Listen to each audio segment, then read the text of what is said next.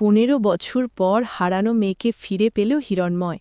হ্যাঁ বন্ধুরা, প্রতিজ্ঞা আজকের পর্বে আমরা এমনটাই দেখতে পাব। থানার ভেতরটা নিস্তব্ধ। হিরণময় দাশগুপ্ত কাঁপা গলায় বললেন, স্যার, আমার মেয়েটাকে খুঁজে দিন। পুলিশ নির্লিপ্ত স্বরে জানাল, 15 বছর হয়ে গেছে, এই কেস আমরা আর নিতে পারব না। এই কথাটা যেন বজ্রাঘাতের মতো লাগল হিরণময়ের মনে। একমাত্র মেয়ে পুরীর খোঁজ আর কেউ করবে না, এই ভাবনায় তিনি ভেঙে পড়লেন। অসুস্থ শরীর নিয়ে থানার বাইরে বেরিয়ে আত্মহত্যা চেষ্টা করে হিরণময়। ঠিক তখনই একটি মেয়েটাকে ধরে ফেলে। আঙ্কেল, এটা আপনি কি করছেন? আপনি জানেন না আত্মহত্যা করা মহাপাপ?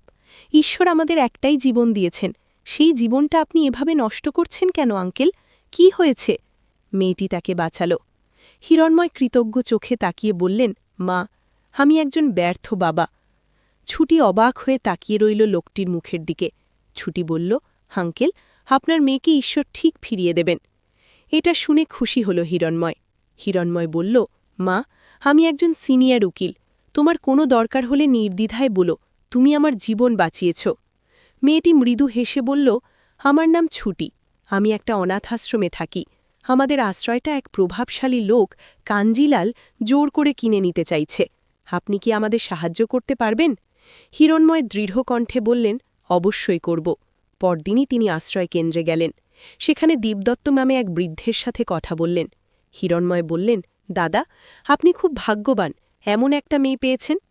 দেবদত্ত হেসে বললেন, এই মেয়েটাকে আমি 15 বছর আগে রক্তাক্ত অবস্থায় রাস্তার পাশে কুড়িয়ে পাই।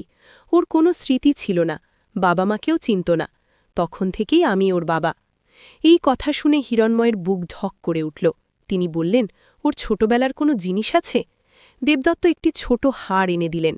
হাড়টি হাতে নিয়ে হিরণময়ের চোখে জল চলে এলো। এটাই সেই হাড় যা তিনি নিজের মেয়ে পরীকে দিয়েছিলেন। তিনি ছুটিকে জড়িয়ে ধরে কাঁদতে কাঁদতে বললেন, মা, তুই আমার পরী। 15 বছরের অপেক্ষার পর অবশেষে বাবা আর মেয়ের মিলন হল অস্ত্রসিক্ত ভালোবাসায়।